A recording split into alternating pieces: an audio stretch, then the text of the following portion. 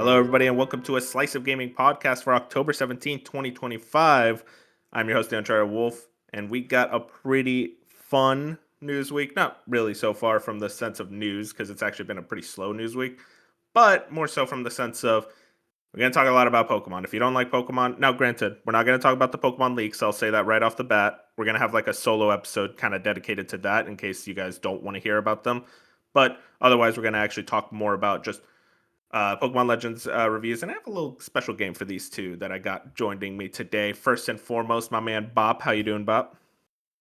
Hello, Wolf. I'm excited to be here. I know you originally had Totodile planned to be on the show, but he couldn't make it, so I'll be here in his place. I'm really proud that like you and me understand that Totodile is the best one of those I three. mean, it's the only option. Like, Yeah, I, like I know, I know, Moon is crazy for going Tepig, but like, I like Tepig. I like Tepig's Tepig. good. It's But just how do you not look at Totodile's dumb smile and be like, "Yeah, that's my guy"? Like, exactly. there's not a thought behind those eyes, and that's what I want. Hey, at least we both understand that Chikorita is by far the worst. Yeah, yeah. um, Also joining me today is Jack. Hello, I have no comment on those starters. Yeah, but you have to have an opinion. Pick a side, buddy. Yeah, that's true. Yeah, you do. This is like the worst starter lineup ever, in my opinion. I really hate all three of them. I think it's better than Sword and Shield. That's an all timer. That had Sobble. Sobble's amazing. Yeah, and it Well, evolves you're into defending Teleon. Sobble out of those three? That's crazy, Jack. Sobble is just the best. My His thing is, evolutions kind of suck, but he's great. I am not joking when I say, and I know Bob's gonna hate me for this, that Rillaboom is a top 5 least favorite Pokemon for me. I hate how that thing looks.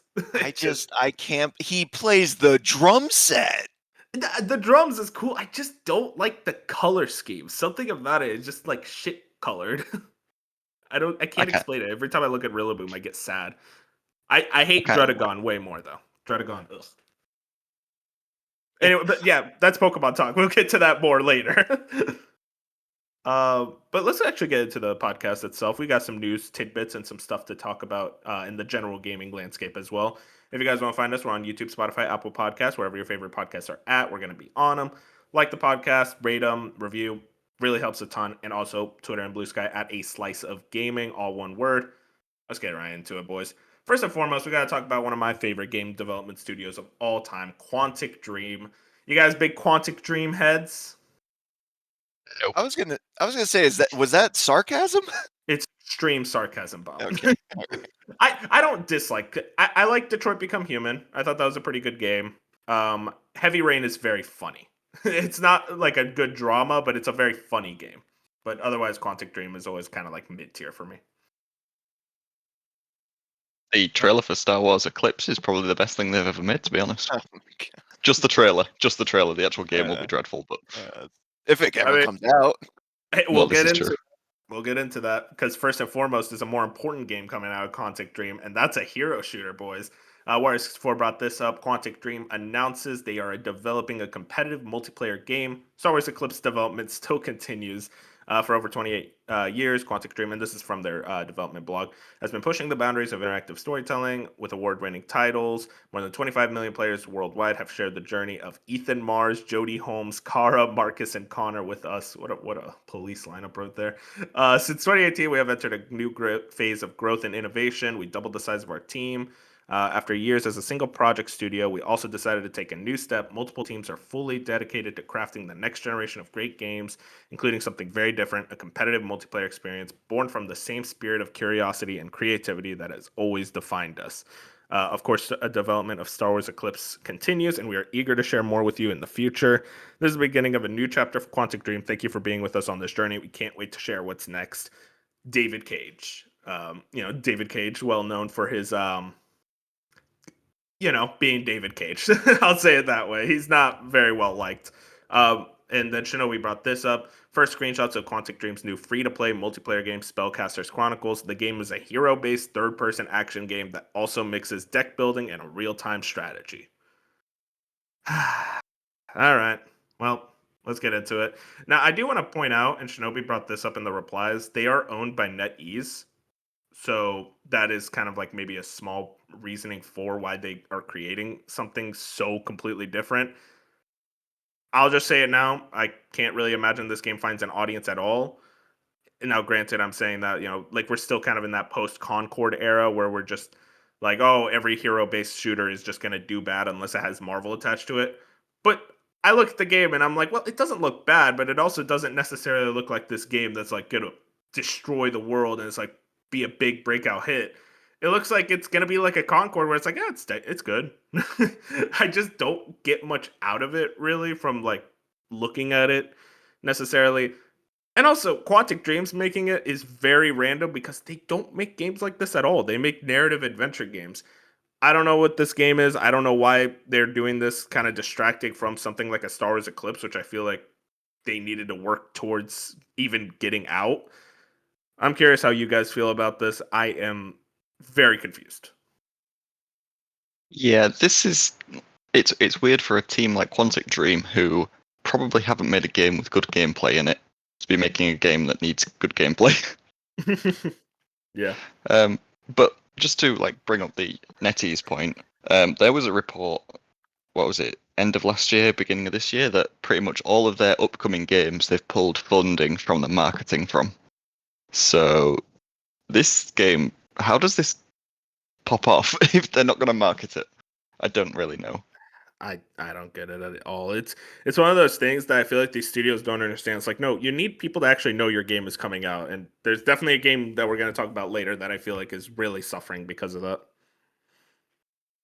Yeah, and like them just announcing it in this report and then it just appearing on Steam straight after. Like when they announced it, I was like, oh, this we'll probably see this. I don't know, next year. And then oh no, it's just dumped on Steam. So I don't know. It seems weird. The vibes are pretty off with this. Bob, how are you feeling? Yeah, this is just interesting, not necessarily for good reasons. I think Jason Schreier said it best yesterday. He said, uh, "quote A company with decades of single player experience pivoting to multiplayer. Well, it worked for Anthem, Suicide Squad, Kill the Justice League, FBC, Firebreak, Redfall, Marvel's Avengers, and all those PlayStation games." And it's like, yeah, huh? Yeah, that when says a you, when, lot right when there. you put it that way. Uh, but weirdly enough, though, like looking at the trailer, because I'm not gonna lie, I kind of the second they put out this announcement, my eyes glazed over. I really didn't look at it until just now. I got you, buddy. Don't worry. I don't hate the like. I mean, obviously, it's like an announcement trailer. I mean, there's a lot of gameplay in there, but it's not straight like you know the gameplay with a UI and what you would actually experience. I don't hate what I saw. I appreciate them actually. I mean, even though it's kind of a generic art style at this point, it's at least a little bit stylized, and it It looks better looks than Concord. yeah, and it also just looks like interesting enough. Like there's a lot going on, but you kind of need that nowadays in a multiplayer game. And yeah, I don't know. Like I kind of granted, I said the same thing about oh, what is that? What is that Blizzard or ex Blizzard dev game that was the space one? That came out Uh earlier this year. oh god. This is like not my territory at all. Y- Fuck, what was it? Wildgate, that's what it was. Okay, yeah. And like I thought the same thing in that, and that thing was pretty much dead on arrival. I'm honestly curious what their player count is right now. Um, so it's one of those things where it's like it looks interesting, but yeah, is there enough oxygen for this? Will it develop a player base? It is kind of seemingly coming out of nowhere. And there's a lot of things to play right now. So you're Yeah. also coming out like right when Battlefield and Call of Duty are like at their peaks. And like granted, I don't know how much crossover there is between those, but they are multiplayer games that's like that's where the people playing multiplayer probably are right now if they're not on Roblox or Fortnite. So I kind of like want this game to do like well because it looks interesting and obviously if it means Quantic Dream is staying around, granted I don't love David Cage continuing to be the the He's still there, the man. yeah, right. It's Like like I Randy don't love that Pitchford. it's like I don't know if I'd want to work for David Cage, but you know, as far as like the health of the industry and like I wouldn't want Quantic Dream to close down just because David Cage Yeah. is heading the studio. So I don't know. I'm hopeful, but yeah, it's going to be hard to break through. I have the Steam DB player charts on Steam for what's it called? Wildgate. Wildgate, yeah. Yeah, how much do you think it is? Like Oh well, Jack already knows. 2000. 2,000 right now? Yeah.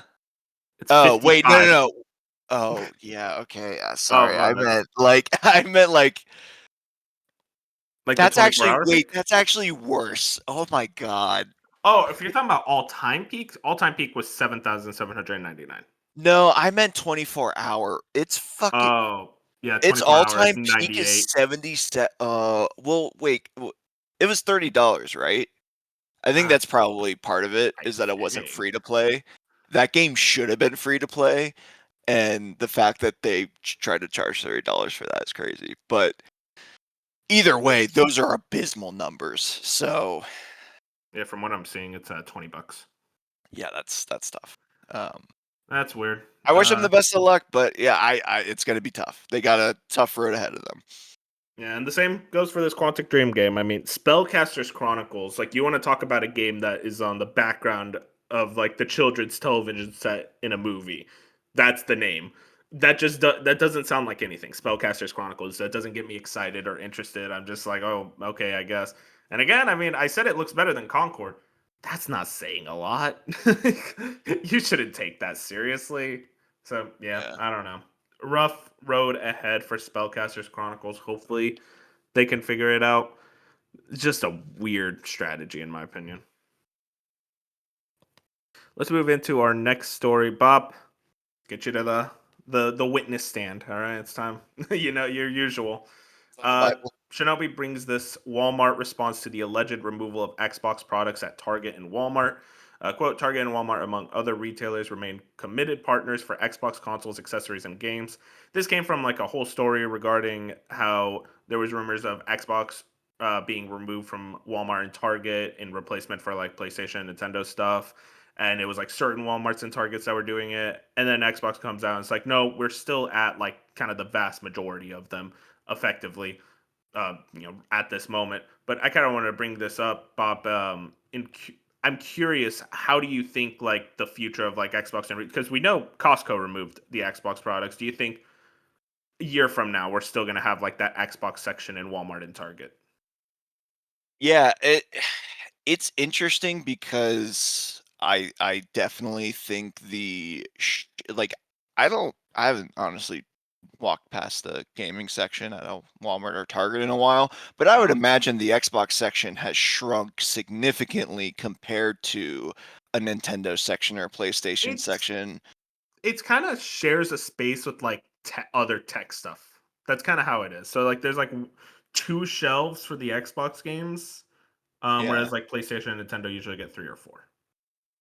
Yeah, because like and like thinking about like GameStoppers. Well, I guess GameStop's a little bit different, but I just feel like they are clearly like it honestly wouldn't surprise me if they did end up phasing that part out because they have to like it, to me it just like clearly they're just viewing this as numbers and telling uh Microsoft Copilot, hey, how do I maximize my earnings in this department? And you have to pay Target and Walmart and these retailers at Costco a lot of money to put your stuff out there, and then they have to pay for the inventory to be out there. So it's like if no one's buying Xboxes, they're both losing money in this. And like, sure, they probably signed agreements to keep it there for a while, but I could easily see like the rumors already are that the next console is going to be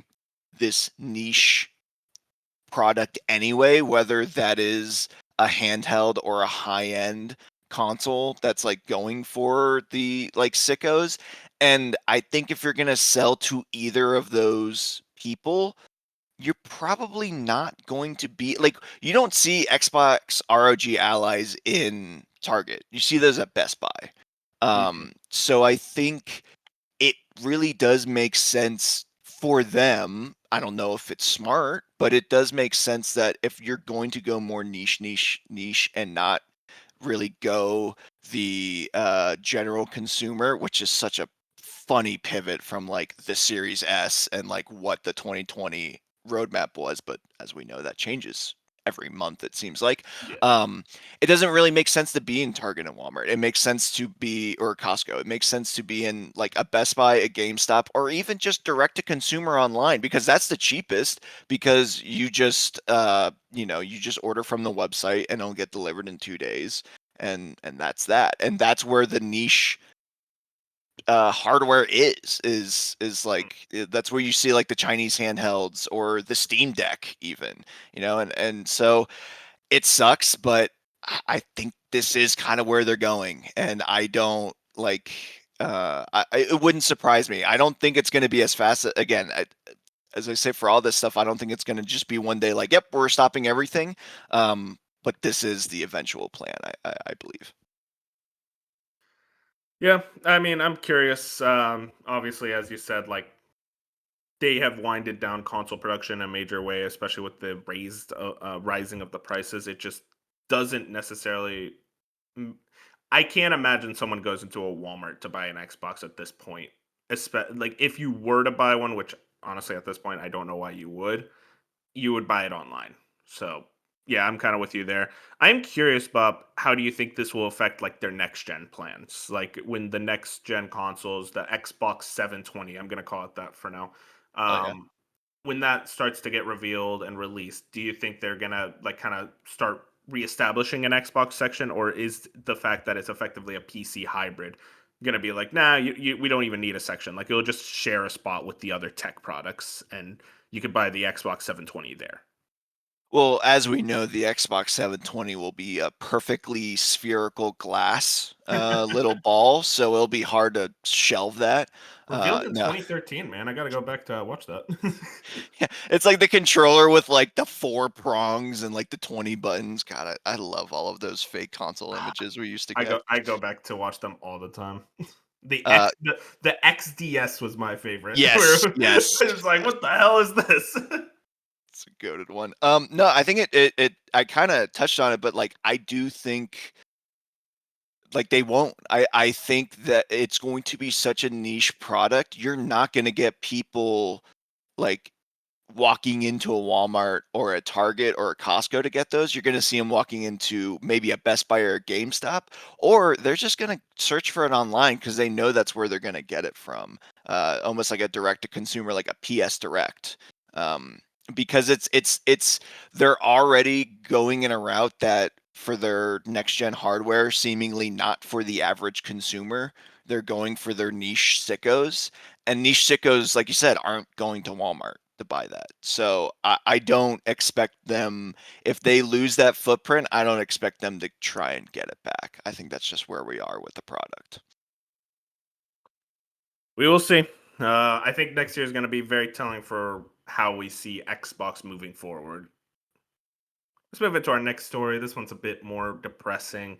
Tomonobu Itagaki, creator of Ninja Gaiden and Dead or Alive, specifically the Ninja Gaiden reboot trilogy, has passed away according to his Facebook, and this was his last post on there. Words to leave. The light of my life is about to run out. The fact that this sentence has been posted means it's finally time. I'm no longer in this world. This last post is asking someone special to me. I think that was a mistranslation. Someone special posted it to hit the Facebook when he passed away. My life has been a series of battles. We stayed winning. I've caused a lot of trouble. I stand my beliefs, and I owe it. No regrets. I just feel so sorry for all the fans for not being able to deliver my new work. Sorry, it is what it is. So it goes. Bonobo Itagaki. Really sad. Tomonobu Itagaki, not so much in the news as late, but like he is kind of one of those classic 2000s Japanese rock star creators in the same vein as Kamiya and Kojima, where they really got big around that time, and G4 and all those classic gaming articles would always talk about them as like these Japanese game developers who were effectively rock stars who were doing what they wanted to do. They didn't care what other people thought of them. They made absolute classic video games that are still talked about today. They helped innovate on genres. Ninja Gaiden 2004, a very important game for the action game genre, kind of paved the way for stuff like Bayonetta moving forward. And Dead or Alive is a very, very impressive fighting game for the time. And just, it was really awesome seeing a lot of people on the timeline, putting a lot of respect to Itagaki. Some old interviews where he would say stuff like, when playtesters said Ninja Gaiden was too hard, he made it more difficult, which is just like a classic Itagaki move. He is very much like in his own. He is like the goat when it comes to just, yeah, I do it my way. I don't care what other people say, and it leads to like absolute classics and very important gaming franchises to a very large amount of people. Itagaki is awesome, and especially it was great seeing Harada, who they were kind of rivals, but it was more of like a friendly rivalry. One of my favorite posts was like when Itagaki listed his top 5 favorite and top 5 least favorite games, and his top 5 least favorite were Tekken 1, Tekken 2, Tekken 3, Tekken 4, Tekken 5. Dude was a very much a jokester. He's great, and it really sucks to lose like someone very special to the gaming industry right there. Yeah, I Yeah. echo everything you said. He was genuinely one of the most fun people to follow for the longest time because he was just such a hater, and I just adored that. Honestly, the biggest hater move he could make was his final directorial game being Devil's Third, and that is the most base shit imaginable. Dude, I love. That's the thing about Devil's Third is like it's not a good game, but it's exactly what Itagaki wanted it to be. Like it feels like Exactly. it's such an Itagaki game, and I'm happy it exists. Yeah, yeah, same thing. Echo your thoughts, Wolf, and it's always tough too, especially because like 58, right? Like Yeah, very young. that's just so young, and that's unfortunate. I did want to shout out to his last credited work is Supreme Advisor to Samurai Jack Battle Through Time. I don't He's think I've so ever awesome. heard that title in my You know life. for a fact he was like, "I'll help work on this game, but I need this title." Yeah. He's like, that was the contract. He's like, I don't want your money. I want the title Supreme Advisor. Yeah, I and it's think like, if sorry, go on. sorry, go ahead. No, you go No, ahead. I was gonna say I think if I remember correctly, Salil, who made that game, was basically the remnants of Valhalla Game Studio who made Devil's Third. So I wonder if Yeah. he was like there towards the beginning of the project before he left to form Itagaki Games. But that's just a Mhm. guess. I don't know. Yeah, and I just like one last shout out is like I just love how much of a rock star he was, and I feel like that's something the gaming industry is lacking right now. Is like I want like more outspoken, real directors who are like, yeah, I don't give a shit what they're gonna say, and I think we're in a new generation of game directors, kind of the old guard as they start to retire and sadly pass away. We're getting these new guys coming in and saying like, no, I have something to say. I grew up on these classics, and I want to create new modern classics, and that prospect is exciting in and of itself. And it sucks, but it also is like it was incredible just seeing everyone respect and pour one out for an absolute gaming icon. Let's get into our next story. This is a shorter one. Avatar Legends, the fighting game, working title, Warrior 64 put this, announced, and it was announced at New York Comic Con, I think. 12 players at launch, single player campaign, and then best in class netcode and crossplay. And this is from the Them's Fighting Herds developer. Uh, I just wanted to point this one out for the sole reason of, man, it feels like we're kind of back in like the 2000s where like everything got a fighting game. And we just got like, every franchise, every anime, every like TV show got some type of weird fighting game. The game itself looks neat. I'm not an Avatar fan, so I don't have much to say personally, but it looks pretty cool. And I'm intrigued by kind of like Nickelodeon's push to really get Avatar more, I guess, mainstream relevance again. With I know there was that recent like live action show that was kind of bad, but I think they have a new movie coming out. I want to say. I'm curious if you guys have anything you want to say about this. Yeah, I love Avatar: The Last Airbender. Oh, So nice. this is cool. Just seeing it. I don't know what if it's going to be any good, but it's interesting at the very least. The it being from someone other than Game Mill gives me some hope because like most Nickelodeon games just go straight to them these days. So I don't know. I'm intrigued, but maybe not expecting too much. Maybe on the level of one of those cheap anime fighting games.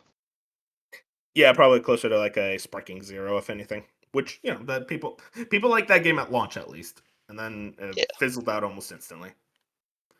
Well, Moving if I got to to be honest, yeah, what's up? until you said the word Nickelodeon, I really thought we were talking about the James Cameron Avatar franchise. And I was like, wow, that's an interesting fighting game for like, okay. I mean, I don't really know how that'll work, but so that's where I'm operating. Didn't pre-read the doc, huh? Interesting. I also just that like fighting games are already not my forte, and Yeah, I get it, Avatar even less. So I was just like, this is an interesting pivot. dude. An Avatar like that the movie franchise Avatar fighting game would suck because it's like who's the character you play Yeah, as? yeah, There you are would. no iconic characters. Yeah, like clearly the Ubisoft game show. It's like, yeah, we need guns to flesh this out. So it's like, Exactly. okay, Oh man, shout out to Avatar. Let's move into our next topic, which is just sales. A lot of sales data. I want to shout out. First and foremost, Charlie and puts this breaking. EA says Battlefield 6 sold 7 million copies in its first 3 days, breaking franchise records. Game's a hit. I'm curious if it's enough of a hit for EA because they have the highest expectations in the world for some reason, but it seems like it's doing very, very well. I see a lot of people on the timeline playing it. Steam concurrence had it like I think 700K for its peak, which was massive. So Battlefield 6 is doing very, very well. I'm curious if this is the year it finally beats Call of Duty for once. It's kind of hard to like figure that out. It's a hard one to fight when it feels like Call of Duty sells regardless, even the bad ones. Like Infinite Warfare still outsold Battlefield 1, and that was a bad Call of Duty. So even it, despite how bad Black Ops 7 seemingly might be, maybe it's good, I don't know. It doesn't seem like it matters. There's just that pre-recognized franchise. There's certain franchises that are just kind of destined to succeed no matter what. yeah, I just don't Uh, think like I think it's interesting that Call of Duty hit the panic button of, oh my god, turn off SBMM. That's yeah, how we're gonna get the players back. So they definitely feel threatened, and who knows with the Game Pass kerfuffle of lost sales, maybe this is the year. mhm. But yeah, I think we'll find out here in the next month or so. Yeah. Call of Duty next month, not October, which is interesting. They haven't always done October. Next one, Silent Hill 2 remake has sold 2.5 million units. Great, perfect success. This actually makes it, I think, the best-selling Silent Hill game now, because I think previously it was the original Silent Hill 2 at 2 million, or maybe it was the original Silent Hill. I always forget. But yeah, seems like it's doing very well, which is awesome. Amazing game. Check it out. And then our last one, Ghost of Yote delivers strong opening in Europe. This Shinobi, by the way, with launch sales in line with Ghost of Tsushima, narrowly missing the top spot from EA FC 26.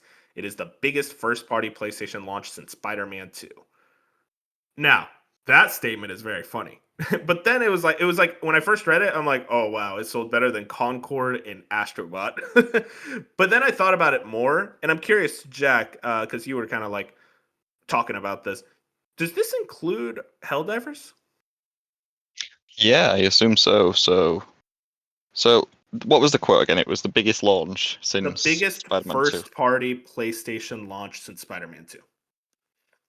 Um, yeah, maybe because I suppose Helldivers sold incredibly well over time. Maybe it didn't sell as well as this at launch. That could Yeah, it be was it. kind of a If slower I launch. were Yeah, if I was to guess, that is what's being said. I did read it, but I've already forgotten. Um, This is only in Europe. That should be noted. yeah, yeah. So that makes sense, and obviously FC being number one makes all the sense in the world because Mhm. Europe.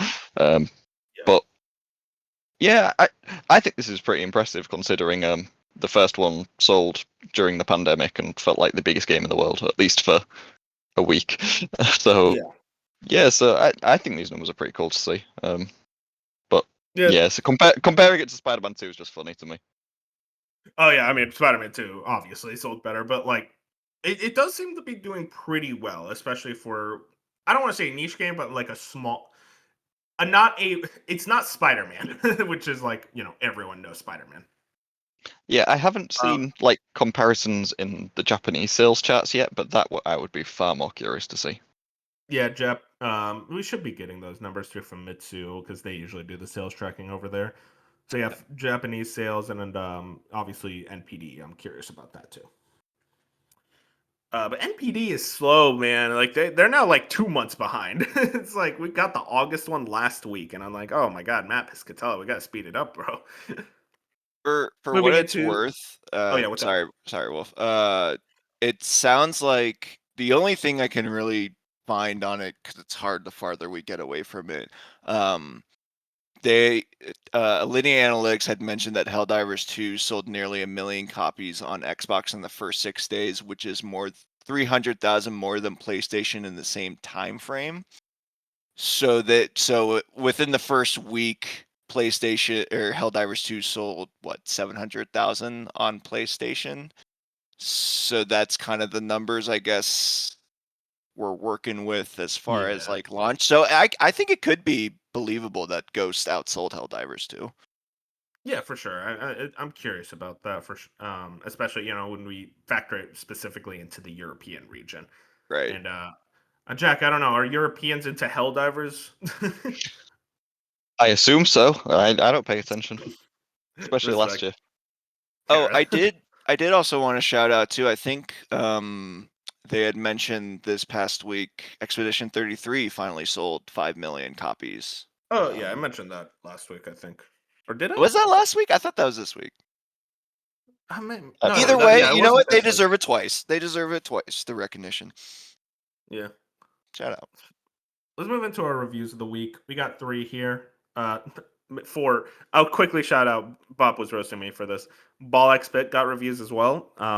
87 on OpenCritic, very high. This is kind of that Vampire Survivors type. I don't know what you Like would call brick, it. Like it's like Brick Breaker. It's like Brick one of Breaker. That's those. it. Yeah. Yeah, it's like it's kind of a play on that, which is a funny thing to say in 2025, but also sounds really interesting.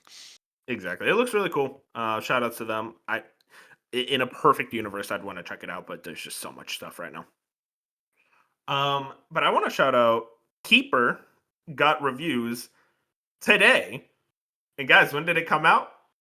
Today. It's sitting at an 84 on OpenCritic. Technically, it released last night, at least for CST, in at 11 p.m. And we didn't get reviews until the next day. So it makes me wonder, why didn't she just have the review embargo the day before? I don't know. Shout out to Xbox. Yeah, but sitting at an 84, 9 out of 10 from IGN, 6 out of 10 from Game Rant, 90 from PC Gamer, 9 out of 10 from GameSpot, 8 out of 10 from 6 Axis. So, like, some highs, some lows, kind of averages out to that 84 review average. This is a game that I feel like the marketing has just been completely gone and absent. I feel like they have not said anything about this game in a way that makes me very curious why they kind of even send it out if you're just not going to market it. Especially you're going to send it out the same month as Ninja Gaiden 4, a game that you're publishing, and Outer Worlds 2, a game that you have developers and you're publishing. I don't get it. I truly don't understand why you didn't just release this in January of next year. Give it more space, give it more time, give it a bigger fan base. Otherwise, now I just think it's going to get lost in that false scruffle, which is very frustrating because I really love Double Fine and I think this game looked very cool. I don't think this is the Tim Schafer game. I think whatever that is still maybe a couple years out. But otherwise, I mean, this is still like a new Double Fine game, and that should be celebrated. And it does look cool. I still really want to get to it. Yeah, I think to your point, Wolf, I've made this complaint about Outer Worlds 2, and I will double down on Keeper. Yeah, what is Microsoft's marketing budget just gone? Like, I Yep. don't understand how, like, even Ninja Gaiden 4 to a extent just Yeah. hasn't really been marketed. And yeah, I'm not gonna lie, I woke up this morning, I was like, oh, cool, Keeper reviews are out. When is that? Oh, it It's been today. out. Okay. Yeah. What? How? Like in that. And it's not like the game's bad. The game's reviewing high. Right. Exactly. Like I don't understand. I definitely want to check it out. Had Did anyone mention how long it is? I Mm, know we I haven't read expected reviews. like, If it's like 2 hours, it would make sense why they didn't market it. yeah, I guess that's fair, but I can check. I'll look it up, but yeah. it does look interesting, and it is just kind of like one of those vibes, like you're just, um, you know, walking through these really cool landscapes, with like a fun little buddy story between a seagull and a lighthouse, which everyone loves. That's the tale as old as time. So it'll be nice to check this out. Maybe I'll have to take a break from Pokemon to kind of play this on the side. But Wow, look at you. Okay, we'll get to that later. Speaking of Pokemon, that's not the second review. I'll just do it now. Pokemon Legends ZA got reviews 81. 7 out of 10 from GameSpot, 7 out of 10 from Nintendo Life, 4 out of 5 from VG247. Usually, like when it comes to Pokemon and Call of Duty type games, those are the ones that you're like, hey, if it's above the 80s on an open critic, that's pretty good. It tells us like, okay, this is pretty solid game, all things considered. I know the other Pokemon games reviewed around this range as well, outside of Scarlet and Violet, and you know why that didn't review as well. I'm curious where this kind of lands after we get more reviews. Right now, it's at 33. Probably by the end, I assume it was going to land somewhere around 80. Uh, but yeah, shout outs. We've been playing it, me and Bob. We'll talk about it later. I think we'll really dissect it later. But for now, it's like, yeah, pretty good reviews. yeah, it's worth mentioning too. Scarlet and Violet is sitting at a 71. Um, so this is a nice. It's weird to say return to form, but like at least it's not. I think, and we'll probably get to it, but like it does sound like Game Freak listened a little bit on the performance and Hmm. presentation side, which is nice because I think that's what people really wanted to love Scarlet and Violet, myself included. Some people do, performance issues aside, but that really did plague that game, and it seems like those were fixed Hmm. for CA. So For so far, there's no Switch One reviews. How do you think that impacts the score when they come in? yeah, I'm curious if anyone's going to review it on Switch One. From what I've been There's seeing, it's there's like one they didn't review get on many. Metacritic, and it's a 60. I haven't heard much people talk about how the performance is Yeah. on Switch One. I'm very curious about that too. I know they Uh, weren't allowed to talk about it, so really all I've seen is just from like social media, and it's varied. And I don't really, these are random people on social media, so I have no idea what their tolerances or expectations were. Um, so yeah, I think jury might mhm. still be out on that one.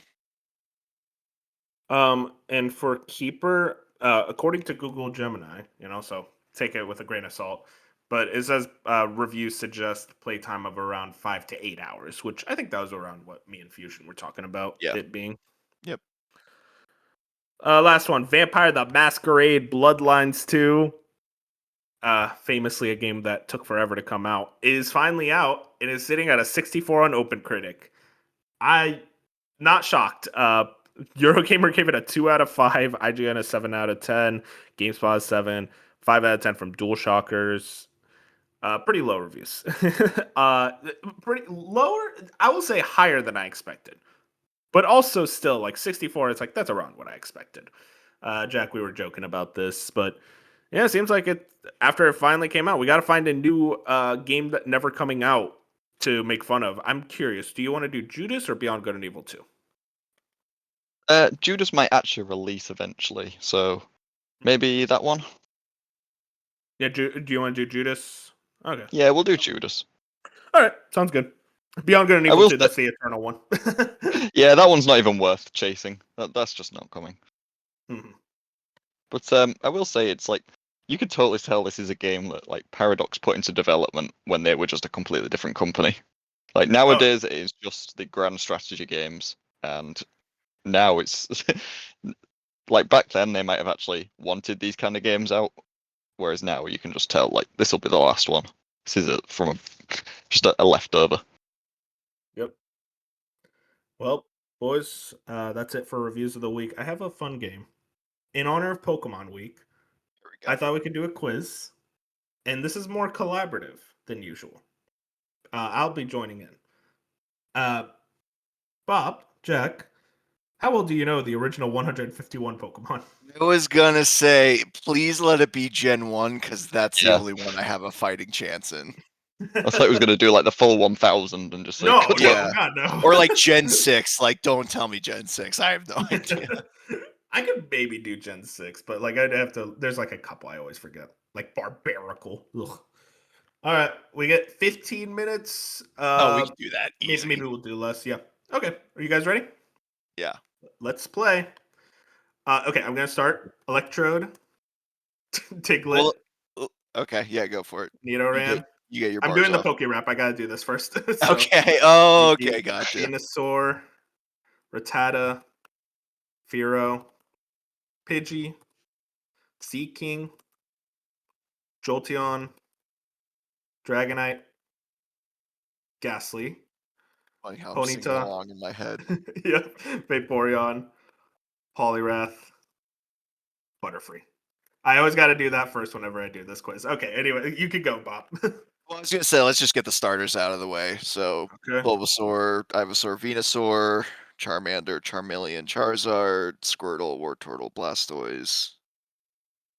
You know, honestly, I realized the problem here. I am a really slow typer. Okay.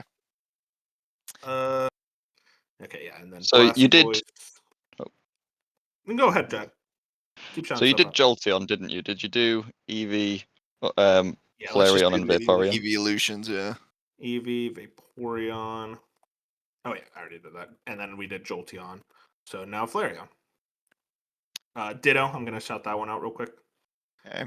Let's do the bugs. So Caterpie, was it Caterpie, Metapod, Butterfree, Metapod, Butterfree, and then, and then let me real quick Snorlax, and then and- Weedle. yeah, Go Weedle, first. Kakuna, Beedrill, And then Venomoth, yep, and Venonat. Venonat. Raticate. Let me get some evolutions real quick. Yeah. Pidgeotto. Let's get the boy Pikachu. Yep. Pidgeot too. Yeah, Pidgeot. Raichu. Pidgeotto, Raichu. All right. Farfetch'd. Spearow, Farfetch'd. That's a good one. I feel like I always forget Farfetch'd. Doduo and Dodrio. Oh yeah, nice. What are the Seal, birds? The birds. There's Zapdos, Articuno. What's the other one? Moltres. Those, yeah, legendaries. One of the ugliest Pokemon ever. I like the redesign with the purple flames. Yeah, that one's cool. Might as well do Mew and Mewtwo. Mew, Mewtwo, and then Goldeen, Dratini. Yeah, Dragonair, Dragonair. Dragonite. Yep. All right. Mr. Haunter, Mime. Gengar, Mr. Mime, Shit. Did we do Electabuzz. Jinx? Yeah, Jinx. No, we did not. Jinx, that's a good one. Lickitung. Magmar, Licky Tongue. I may drink first. What'd you say, Jack? Doesn't matter. I was like, heard I it. haven't heard of that Pokemon. Nidoking, Tangela. Tangela, Yeah, Tangela. whatever. Yeah, whatever. Nidorino, Oh yeah. and then Nidorina, and then Nidoqueen. Rhydon and Rhyhorn. Rhydon, Rhyhorn. God, what was that? Sandshrew. That's Sandslash, yeah. Sandshrew. Psyduck, Golduck. Done. Real Have we quick, done Seadra, Vulpix and Ninetales? No. Vulpix, Psyduck, Golduck, Horsey. Uh, Alright. We're doing good. was it 75, halfway there. Seadra, Kingdra? Yeah, I got those two. Kingdra's Okay. not in this game. Oh yeah, that's right. Meowth and Poliwag. Persian. Meowth, Persian, Venom. Wait, no, not Paris. And Parasect, Parasect, yeah. You got Poliwhirl. Oh yeah, you got Poliwhirl already. Rapidash, Ponyta. Arbok, Ekans, and then what was it? Team Oh, Rocket. Weezing. Grimer Muck. Oh, Grimer, yeah. Coughing. Okay, not bad, guys. Onyx. Dugong, Onyx, Geodude, Oh yeah, that one. Graveler, Golem. It's one of those things you get one Pokemon and you think of another one because like association. So If Hypno, Bench doesn't listen to the podcast, but if he did, he'd be mad. It took us this long to say it. Zubat, Golbat. Zubat, and Golbat. I love those guys just as much. I love Zubat, Golbat. That's crazy. No, dude. What? Wait, you're a Zubat hater? Crobat's fine, but Zubat and Golbat, I could care less. Oh, disrespectful. I mean, Crobat's by far the best, but come on, let's calm down. Oh, Kangaskhan. Kangaskhan. I always forget Kangaskhan. Okay. Did we do? Yeah, Diglett. Oh no, I already did Diglett, and I think I did Dugtrio. No, I did not. Okay, perfect. Okay, we're getting a bit more difficult. We got to get to the We've done all the Poliwhirl. fighting ones. Yeah, I was going to No, say we did some not. That's a fighting good types.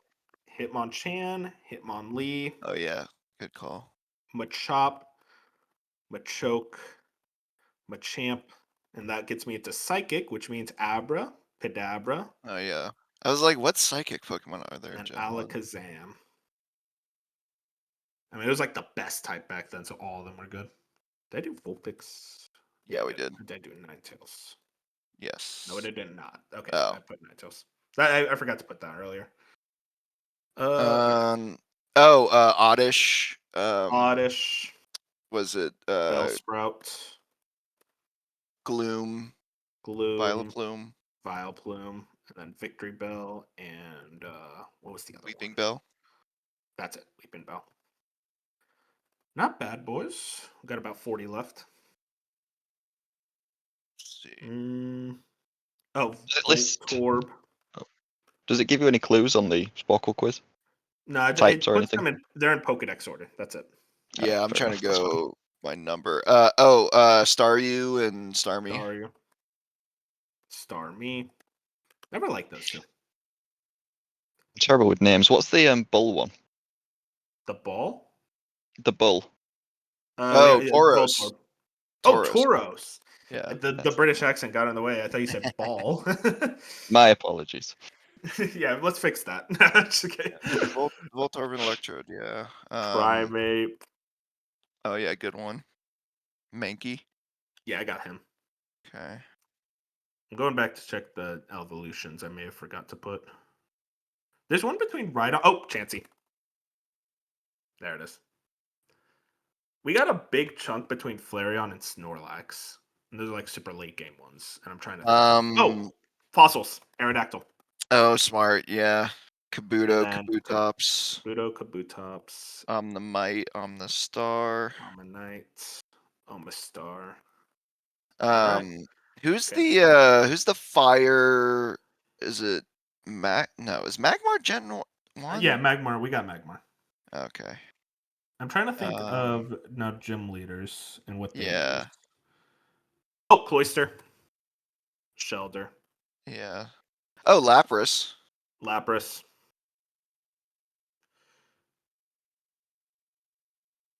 Did we do Sea King and Yeah, we did Seeking.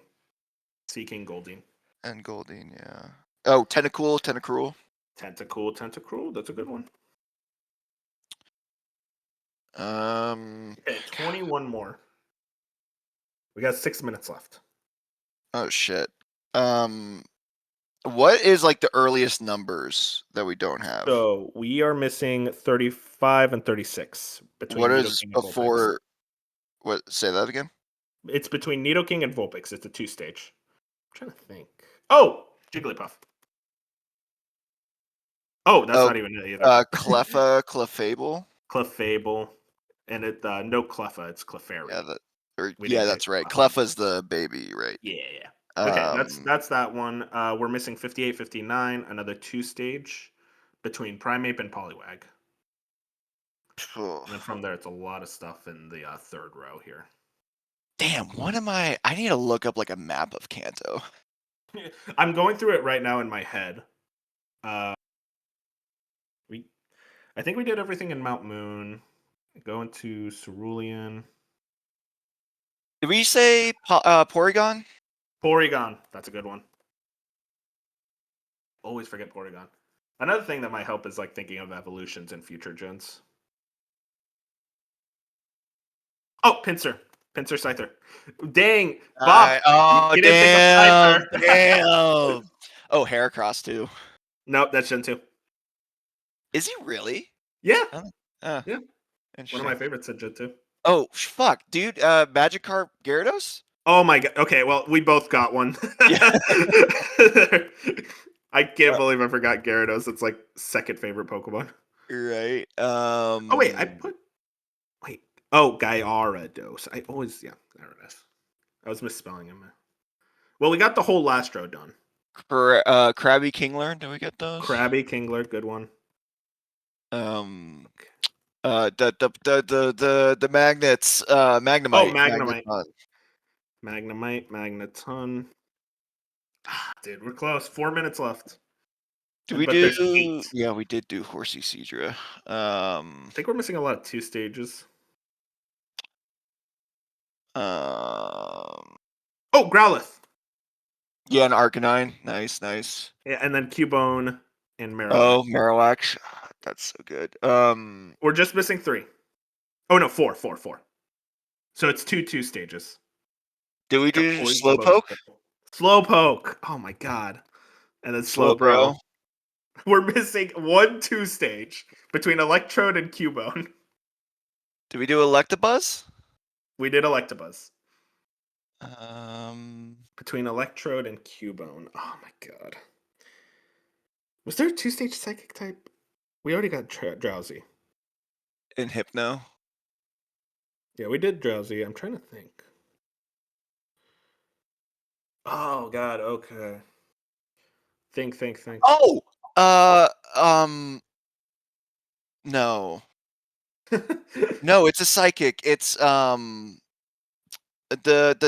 eggs. Oh, Execute Execute, and Executor. Executor. Yep, Is that it? 151. Let's Oh yeah, go. we're so good. Yeah, Well with done, Jen. 3 minutes and 11 seconds left. We're fucking gamers. Hell yeah, dude. We should do that again for the other gens and get destroyed. Oh, it would be so bad. It would be I- so bad. I think I might be able to do like Gen 4 and Gen what's it called? No, I think Gen 4 is the only other one I would do well. Because Two I always love get Gen 4. I don't think I could get even 3. close. 2 and 3 are my closest bets. And maybe Gen 10 just because it's so recent, but probably Dude, not. that's the thing. It's like the ones that are recent. You mean Gen 9? I was gonna say with Gen the 10 already. Wow. Yeah, the leaks, they're Those leaks crazy, are dude. crazy. but it's like the ones that are more recent are the ones I screw up on. Like I could not do Alola. I could probably get like 6 Pokemon there. Yeah, it's funny. I could probably do like the regional forms of the newer games better than I could the actual new Pokemon. Sorry if anyone heard like a big bump there. I dropped my mic. I think it was pretty minimal. You're good. Okay, that's good. That's good. But yeah, shout outs to Pokemon. And let's actually talk about Pokemon. Pokemon Legends ZA is out. We're all me and Bop are playing it. And then we have also other games to talk about here.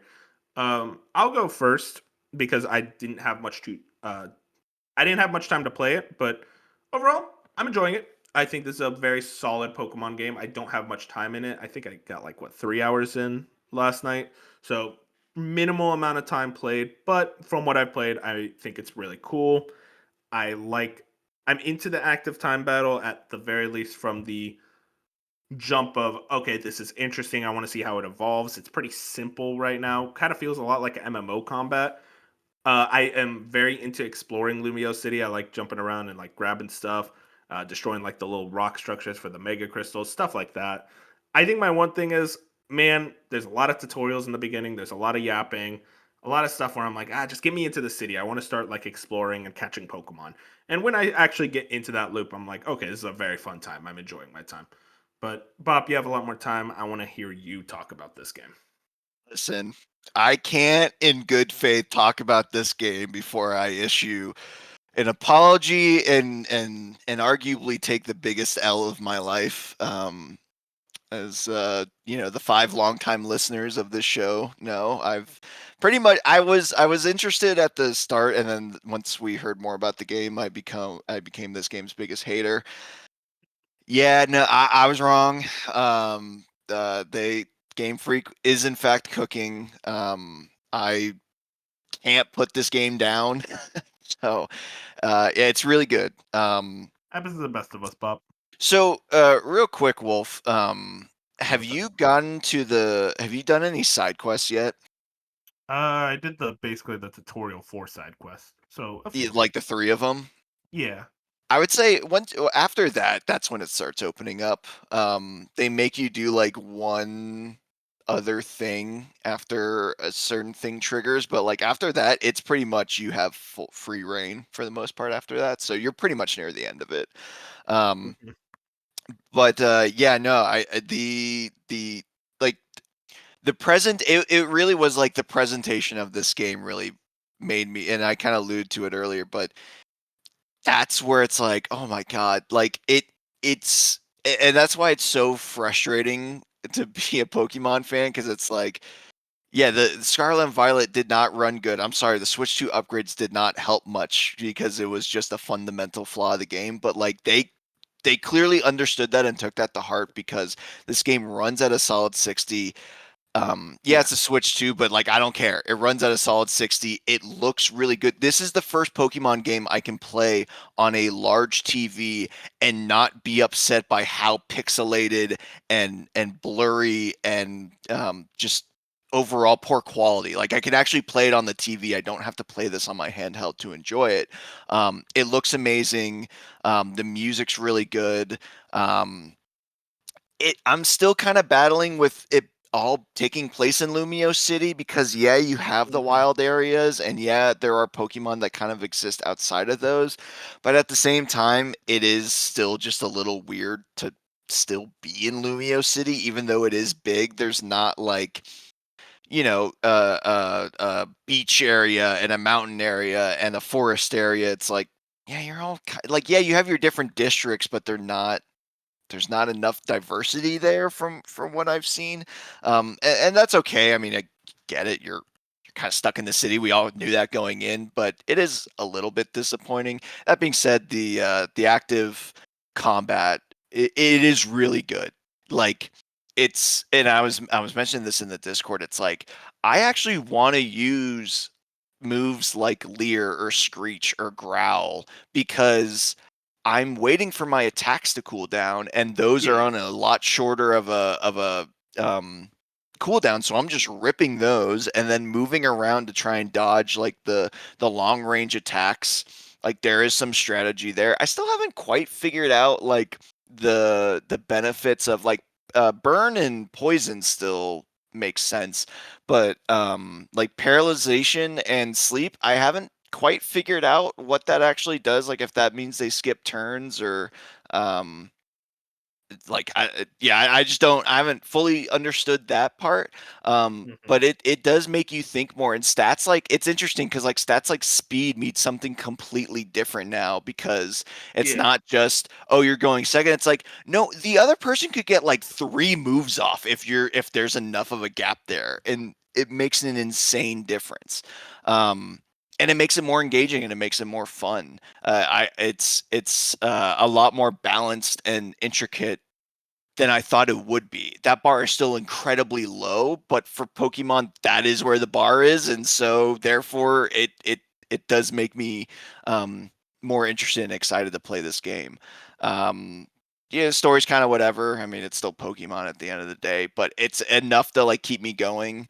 I really like the battle royale, like the tournament system. I think that's interesting, and at the end of the day, it's still fun to, you still kind of get those Arceus moments of like, okay, I'm in this wild area, and it's like I need to sneak up on this Pokemon, and they incorporate that now into the battles where it's like, no, I need to sneak up on the trainers too, because if I get caught and I get put at a disadvantage, that really sucks. So I will wait here the 2 minutes until this guy turns around so that I can actually get the jump on him.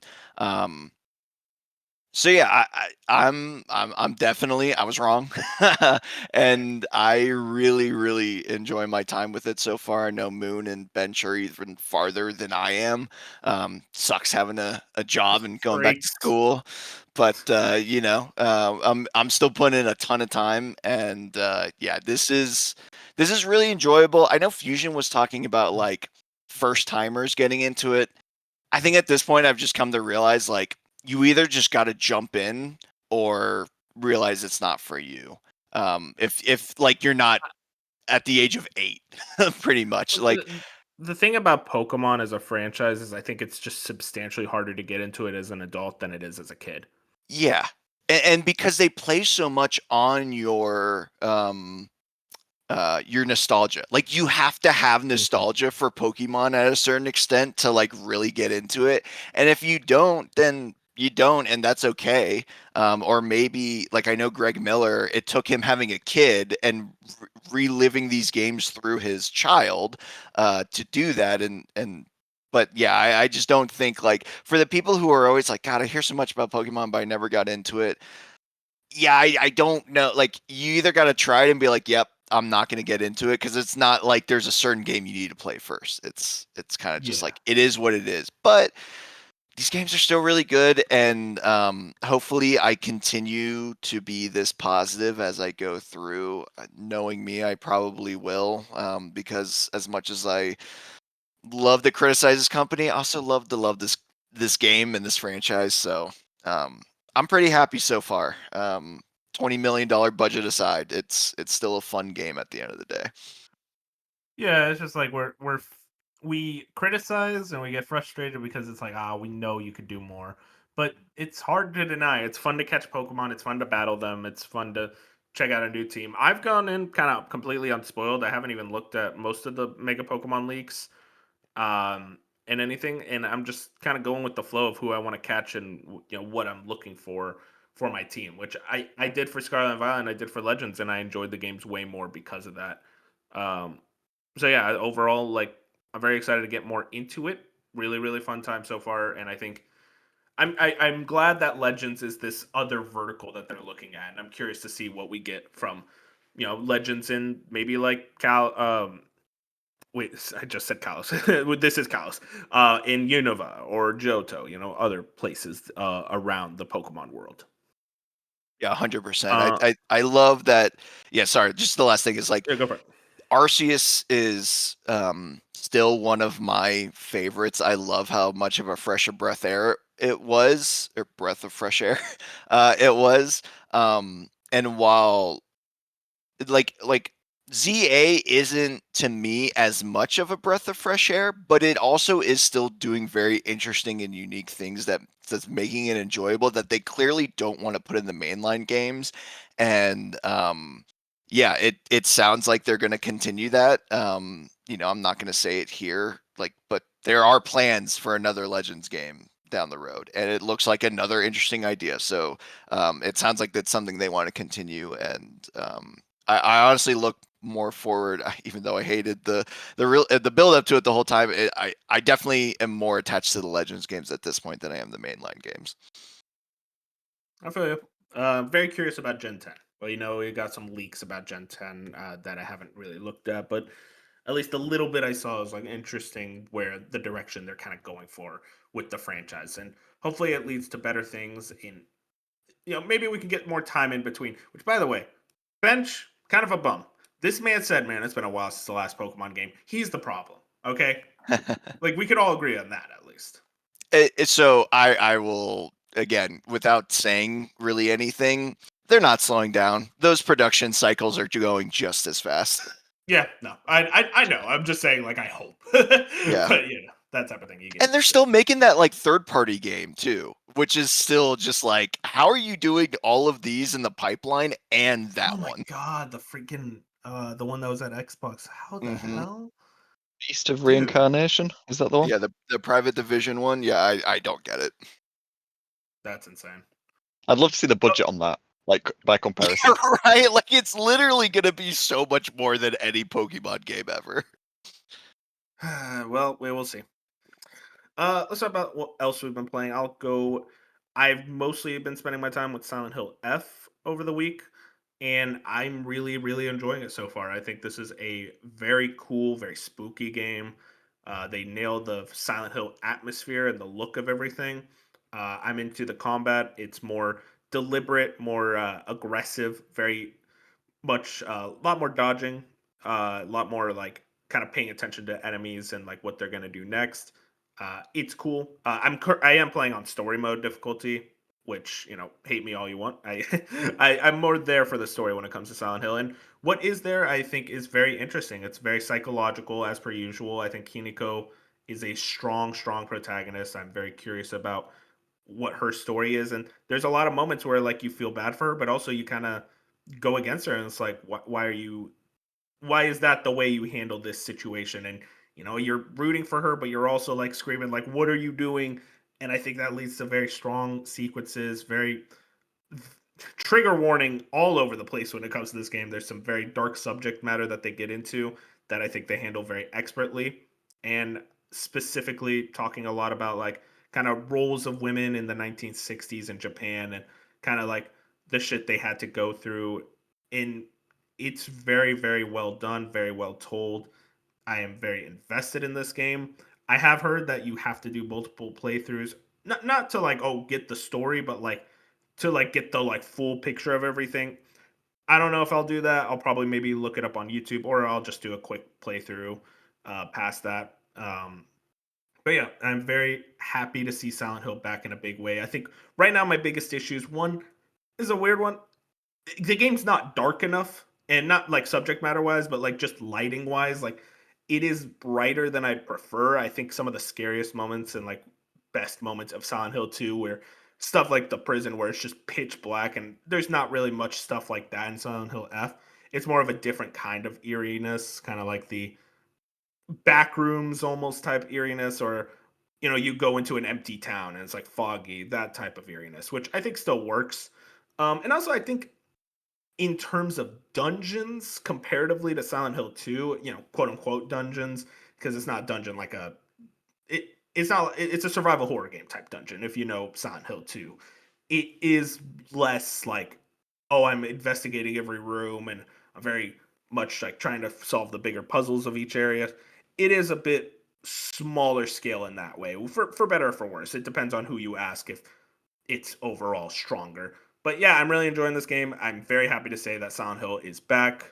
Really, really cool. I'm proud of Ryukishio 7, who wrote this game, who went from like making like these visual novels to now helping write a Silent Hill game, which I think is a very cool story in and of itself. But yeah, shout out Silent Hill F. I think it's gonna land at least in my top 10 for the year. How scary is it? I I don't I don't really get scared by survival horror games as much. It is very eerie. There's a lot of tension, and there are Is definitely it like moments where you just want to like look away from the screen, like ooh, it's like very gross. so? It is probably less scary than Silent Hill 2, for example, then at least. I'd say so, at least for myself Yeah. personally. But are there No, like Alan Wake 2 jump scares? There's a couple of jump scares, but not like Alan Wake 2 where they just flashed the screen because they were lazy. Yeah, so like there you can see them coming, or it's like it makes Kind of. sense. Yeah, Yeah. it makes sense within the world. It's not just like a boo. Right. You're not just walking in the forest and then a face pops up for no Exactly. Yeah. fucking reason. Yeah, okay. All right. Yeah. Very highly recommend it. It's very, very good. What's it called, Jack? You want to talk more about Ghost of Yote update from what was it, 2 weeks ago? You last talked about it I think it was just last week. So, in all last honesty, I week. don't have My bad. much. Yeah, I don't really have much to add. I'm still really enjoying it. I still haven't finished it. I have a rough idea of where the story's going to go, and but yeah, yeah, I'm still really enjoying it. The the actual enemy villains in this game are so much more interesting than, like, for example, I keep comparing this game to Assassin's Creed Shadows because it kind of is very similar in a lot of ways, but this game kind of comes out on top in almost every single one of those comparisons. And like I'm saying, like with the enemies, they all have depth, whereas in Shadows I'd already forgotten most. I forgot the names of all of them by the time I finished the game, apart from maybe one. Whereas in these ones, I know all 6 of them. I think all 6 of them are interesting, and I'm like really interested to see what happens as I go through them all. That's awesome, man. Very, very excited to eventually get to it. Dude, there's so much shit coming out, man. Shout outs. So much. What's it called? Bop, bop, bop. You got a few stuff here. I saw you started Galaxy One in the Discord. I don't know if you wanted to talk about it a little bit. I'm like in the second observatory. Okay, so still So early. like yes, early, but like making progress. I mean, the I started a little bit of it on the 3D All Stars collections, and then like an idiot, rebought it for this package. Um, if I'm being perfectly honest, I don't. Well, not only is there not a perceivable upgrade over the 3D All Stars version that did not get a Switch 2 upgrade, by the way. I personally, I don't see. I guess I would have to see what it looked like on the Wii, because I don't feel like it's still like. And I know it's not a remaster; it's just a little bit of upscale. I don't see really where the like visual quality upgrade is, but that's fine. I don't. That's not why I want to play a Galaxy game. Um, and like the gameplay is really fun. I do love I mean, it's just so fundamentally different as a Mario game than what I'm used to, even for like the other 3D ones, and that's really cool. um like you literally have to like change your way of thinking for certain things, which I love. And I also just love how it seems like every time you go, and I don't know, maybe I'm stupid and this is like a thing they do in Mario games, but the fact that I'm like going into the same level 3 or 4 times and it constantly changes and adds variety and complexity each time, I actually enjoy a lot. Um, and yeah, I mean, I'm still early, but I do really enjoy it, and I can definitely see why people hold Galaxy in such a high regard. Hell yeah. No, it's a classic. Very excited to see you continue it because I think when you get to Gusty Garden Galaxy, that's like the moment when the game really like shows itself off. Nice. Okay, cool. And honestly too, I'm playing it. I don't even know how you play it on handheld. I feel like you just smudge the hell out of your screen. But I'm playing it, docked and using the Pro controller. The one thing is like, I don't know, man. I get it's a Wii game. We could have just auto collected the stars on the screen. Yeah, Like I don't fine. need to be wagging my controller around to do that. It's like, all right, it's a little much, but like at the end of the day, it's a very minor nitpick, and I It's an understand why it's in the game. Yeah, it's an elegant solution, but it's a solution. It's not perfect, but it's good enough in my eyes. Yeah, for It's sure. just kind of hard. Yeah. Um, Mega Bunk and Death Stranding one, very different games. I'm Yeah, curious. what a crazy dichotomy there. I'll I, talk about Death Stranding 1 first. uh-huh. Um, so it's such an interesting game. I really like the gameplay of it. And that's the part that everyone really wanted me to play this game for, was the gameplay, because it reminds them I can see why like playing stuff like Roadcraft or like Baby Steps I would be into the gameplay of Death Stranding, and I absolutely am. Like that was very entertaining, and very much how I was talking about Baby Steps, where the gameplay itself is a puzzle where you do have to figure out the most efficient or best, or even really the only possible route to get from one place to another. And especially when you're in like the mountainous, like snowy areas, they really crank that to 11 and really like test your wits about you. And then it was just really fun near the end of the game, like actually traversing, quote unquote, throughout the country.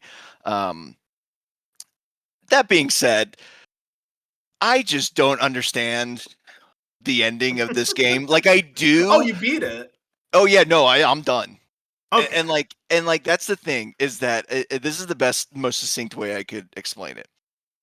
The actual story, I understand. I understand the plot reveals, and I understand the whole nature of it, and it's really cool.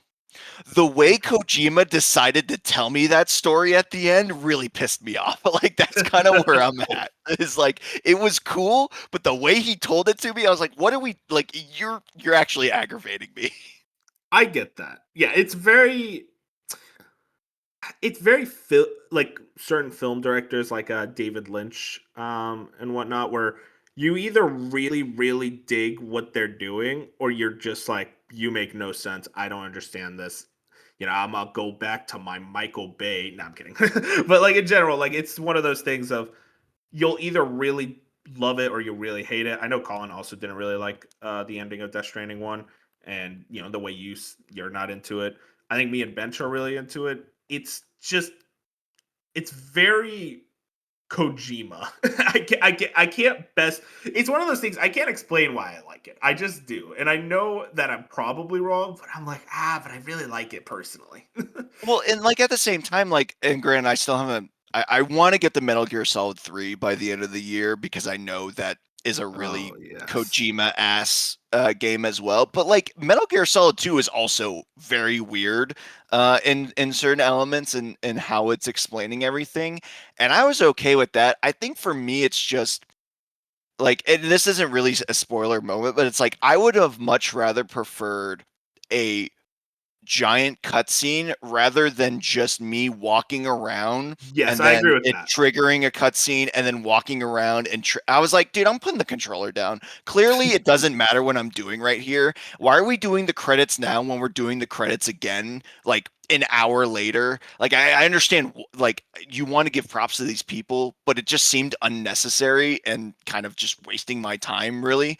And then to show certain scenes again, it's like, yeah, I know, I already got that, like I already understand what's going on here. So it was just some unnecessary, in my opinion, filler and time waster, when otherwise it was really cool storytelling, and I did overall appreciate the narrative at the end. I just didn't like the way he was portraying it. I That's get that.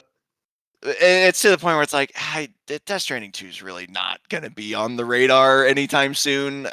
But I'm not ruling it out completely. I might give it some time to breathe, and maybe I'll be like, you know what, let's give this a shot. Yeah, of course. And I get everything you're saying. I think you're very real about a lot of that. It's just, again, it's that emotionality. It's like, I think it depends also how invested you were up till that point. But I definitely agree about the walking around where it's like, okay, Kojima, I'm not moving. I'm not doing anything here. Come on. I Uh, also now understand why a lot of people had this game hit for them post COVID. Like yeah. the parallels there are actually crazy. Did you pop off when you saw Princess Beach? I mean, I definitely was like, okay, It's that is one of the ridiculous, funny but it's one of the funniest lines ever. And I saw a lot of people go like, "This is so stupid." I'm like, "This is so stupid," like in a yeah, positive way. pretty much, yeah. Not to that degree, but yeah, it was just like, okay. But tell me, Bob, about Mega Monk, the big new game sweeping the waves. Dude, yeah, you could not talk about a total opposite of a game. This is, yeah, I mean, it is the easiest way to explain this is 3D Vampire Survivors. Um, that being said, it has its hooks in me. And it is very interesting how putting it, because like Vampire Survivors honestly didn't click with me too much, but you putting it in a 3D space where you can actually jump and have a third plane that really affects gameplay changes everything dramatically to the point where I'm a lot more invested in this game. But Mhm. like at the same time, it really is just like, okay, you're exploring the map, you're trying to find the final boss, but here's all these upgrades. Oh, you found synergy with those upgrades, great. And then it's just like, oh, you're unlocking more, you're trying to find even more synergies. The worst part is, and I'm pretty sure Vampire Survivors had this too, you have like a high score list and it has all your friends on there, and I'm like, God, clearly I need to beat all my friends because I need to brag about it to them. So Yep. you just keep going, and the nice thing about this one is I know Vampire Survivors was 30 minutes. This is 10. So after 10 minutes, it's like, okay, we're just gonna throw endless waves at you until you die, or you find the thing you need to progress to Yeah. the next station. And that's what I really like about it, because they're super quick. They're like, you literally can't go longer than like I would say 12 to 15 minutes max per run. So it is in the same way of like Haze, where it's just like just one more, just one more, just one more. It's even faster paced for this. So it's like, yeah, you find yourself falling into a loop very quickly. And there's like, I don't know, 20 different characters, like 15 different weapons, and they all, and like, yeah, little like tome power ups too. Like, there's a lot going on here. And then there's like the maps themselves are big and complicated and intricate and a lot to explore. I could not recommend this game enough, especially for the price. Like, it's just, How it much? is a really good time. I think it's $10. Oh wow. Like, it is super, and like, granted, it is kind of like that ugly 3D pixel art, but like, I think it's perfect for that game. I I love would ugly not, 3D pixel art. yeah, I would not change it for the world. So yeah, I definitely think it's just the perfect, like, okay, I have 30 minutes. I don't really want to, like, Death Stranding, for example. I'm not turning on Death Stranding for 30 minutes. I can do 3 runs of Mega Bonk, no Mm. problem. Just kind of like mess around a little bit, which is why I'm excited for Ball Pit, because that's essentially the same game but in a Brick Breaker style. So like, I can imagine that's gonna have the same effect on me. Yeah, man, I love like I love my like big budget AAA, like emotional, all that type of thing. But also sometimes you just want to hit things. You want to Hmm. hit things without thinking much. It's like, oh, number go up. I'm happy. Clap, clap, clap. Yeah, and I will say too, I remember a big critique for some people of Vampire Survivors, like, well, you're not actually attacking because it's an auto attacker. And it's like, yeah, okay, sure, you have to position yourself and you do have to think about what you're doing to an extent. It being in a 3D space does even take that part to a next level, where it's like, sure, you're not thinking, but you are. Like, you do have to be strategic about where you are, where you're going, how that's going to affect your progression, and whether you die or you're killing the enemies in front of you. So yeah, I think this is a fantastic evolution on the formula that Vampire Survivors definitely popularized. For sure. Shout outs. Mega Bonk. That game has been really making the waves in a big way. My favorite thing is when I see like the big FPS streamer like Shroud like very hardcore into it. It's like, Yeah. what are you doing here, Shroud?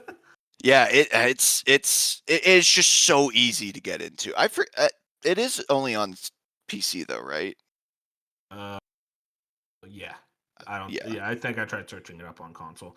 and It's that not makes the same. sense. I mean, once it comes to console, it'll be just as great. I mean, this is they need to get this on Switch immediately, Oh man, yeah. because it would just go crazy in a handheld fashion. So yeah, it couldn't recommend this game enough if that's the type of game you like. Hell yeah, man. Well, with that, ladies and gentlemen, that is the end of our podcast. Very fun time. I had a lot more enjoyable experiences. I think we did a good job on that 151. I didn't think we were gonna do it. I was feeling like I was thinking Porygon was gonna be the one we forget, but I'm glad we remembered.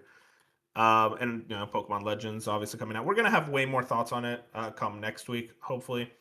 But all things considered, I think me and Bob are really enjoying it. Everyone else seems to be digging it. Uh, but yeah, thank you all for joining us. I think that's it. Oh, YouTube, Spotify, Apple Podcasts, every other podcast platform. Like us, review us, helps. And a slice of gaming, all one word on Twitter and Blue Sky. But with that, I think that's it. Say goodnight, everybody. I beat the yapping allegations. The Yapsters died.